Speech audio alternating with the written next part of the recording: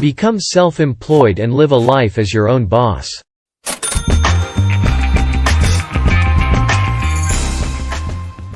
Hello and welcome to the Business Class, your YouTube channel, where you learn all about the topic money. Although money and wealth are not everything, you barely get anywhere without in our modern day society. Seemingly everyone nowadays wants to be rich, famous and live a life in wealth, but of course not everyone will manage to do so. However, if you are determined, focused and working hard, you will be able to achieve your goals. So do no longer waste your potential, do no longer wait for your luck to happen from alone, improve yourself every single day and you will soon start to see the fruits of your success. With my videos, I want to provide you with motivation, knowledge and inspiration, so that you can reach your goals as fast as possible and make the best out of your life.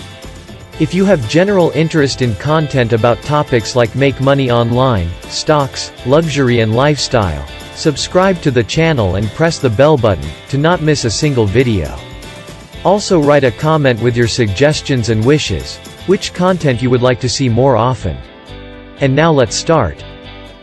Another day, another story. Being your own boss can be scary and a little dangerous, but it's not as hard as everyone thinks. However, you have to love the freedom, being able to set your own schedule and work on interesting things. Sure, that's a lot of obstacles. But is that all it is? No. You need hard work, the ability to learn from your mistakes, and the ability to take on challenges. First of all, can everyone become self-employed? Not everyone can become self-employed. This is because some people like where they work, like the people they work with, and absolutely adore their jobs. These people couldn't be happier working for themselves. I think that's wonderful.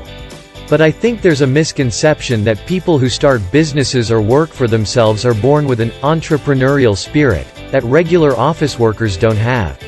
They don't take risks, they're not self-motivated, they just don't have self-discipline. I think this is ridiculous. Sure, some people like the security of a regular paycheck, but recent events have taught us that such security is an illusion. Indeed, some people are afraid to start their own businesses, because they have to figure out what they don't know. And I don't think anybody likes to be told what to do when they work on somebody else's terms and do what somebody else wants to do. We all like our freedom, but we allow it to be sacrificed to fear. That fear is what stops us. So can anyone overcome this fear? I believe it is possible. Whether you can overcome your fear and start your own business is another question, but it takes work, time, and the ability to accept failure and learn from it. How to overcome fear? Ask yourself, what's the worst that can happen? For some people, it's losing their mortgage and going bankrupt. But it's already happened to millions of people, and they're fine. They just can't get another mortgage right away, but they're still alive. Others are afraid they'll end up on the street or starving. But ask yourself, do you have a safety net, family and friends who will shelter you if things go bad? That's the worst case scenario. So is there any chance of that happening? Probably not. If things do get worse, you can work with someone else, try new tactics, or figure out something to prevent things from getting worse. Stay lean and small.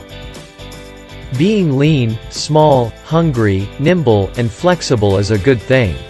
It means you don't have to pay as many bills. It doesn't mean you need a huge income. And you can change as needed. Big companies need to make huge revenues, they need to sell millions. And they have a hard time changing because of huge corporate structures, thousands of meetings, lots of investment time, and lots of people who resist change. Small and lean doesn't have those problems. Instead of starting with a lot of costs, start small, with zero or almost zero costs. Of course, not everyone can start for free, but they can start small. There are many ways to start cheaply. If you need a lot of money for your business, consider downsizing or find another way to do it for free. Starting small means less chance of failure and more chance of success. Begin immediately. Don't wait for perfection. Find the easiest way and just start. Don't worry about taking expensive courses over and over again. You can even start for free if you can, gain experience, and build a reputation for yourself by word of mouth as you go. Start without an office, a website, business cards, employees and lots of hardware and software. Sure, you'll need some of these things pretty early on, but you don't need them in the beginning. Well, unless your business is a website, then you need a website, but a cheap one. Business cards can be done later. You can do an accounting system later. You can think about it as you go along. The important thing is to just get started. Does that mean you don't need to plan? Yes, you do, but don't overdo it. You need to think about what you're good at, what you can offer, your target customers, how you'll make money, how much you'll charge, how you'll add value beyond what you already offer, and so on. But don't let that stop you. If you can't make up your mind about something, start anyway and adjust your goals as you learn. How to leave your day job? This is a big question, and there is no one-size-fits-all answer. Most people think it's best to leave their day job to earn an income first until they start their business. Work in the morning, on your lunch break, after work, or even during work if you're not very busy, but not to the point where you get laid off.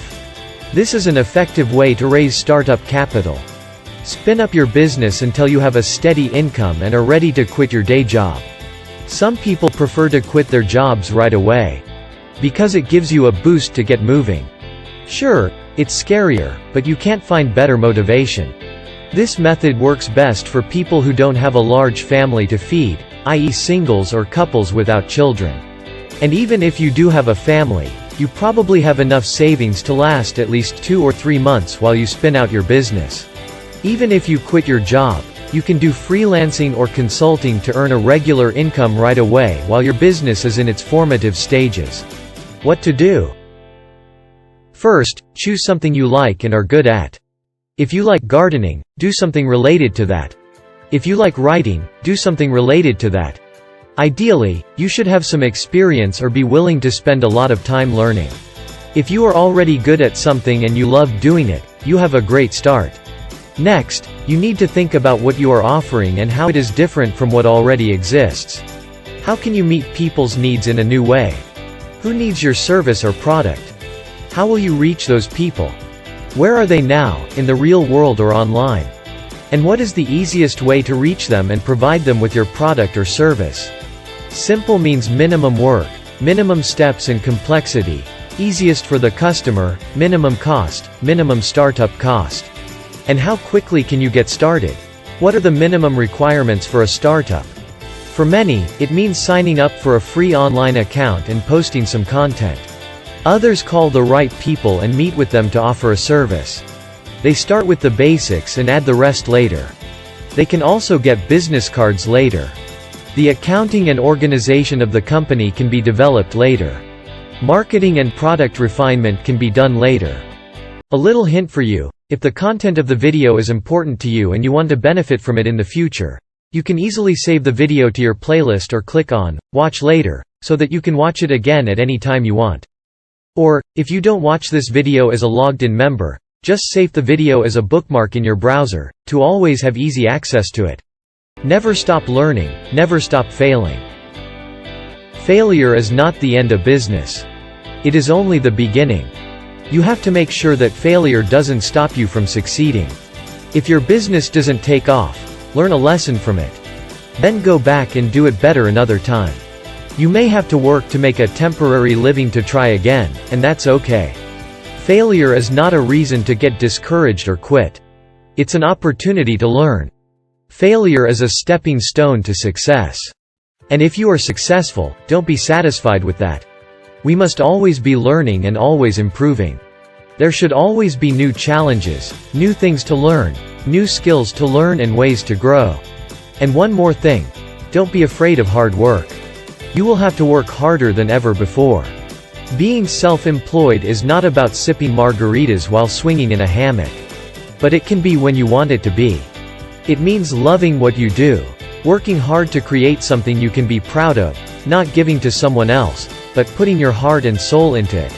Make no mistake, if you don't work hard, you won't succeed. But you can love every minute of it. Is it worth starting even during an economic downturn? Yes, now is the best time to start. The risks are actually lower because job security is less stable.